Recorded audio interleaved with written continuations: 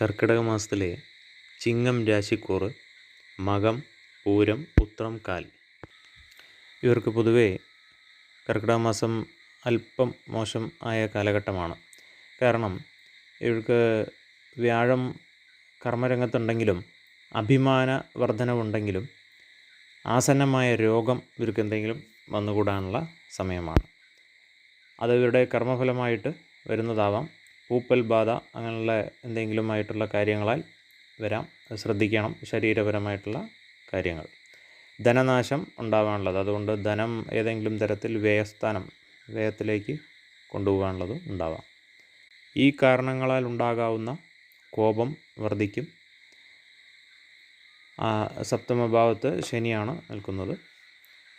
അങ്ങനെയുള്ള കാലഘട്ടമായതിനാൽ കുടുംബത്തിൽ ഉണ്ടാകാവുന്ന ഭാര്യാഭർത്തൃ കലഹങ്ങളെല്ലാം ശ്രദ്ധിക്കണം. അകാരണമായി കോപമുണ്ടാവുന്നത് ശ്രദ്ധിക്കേണ്ടതാണ്. ഇപ്പോൾ മാതാവിനെ ആശ്രയിച്ച് കഴിയേണ്ട കാലഘട്ടം ആയി ചിലപ്പോൾ വരാം.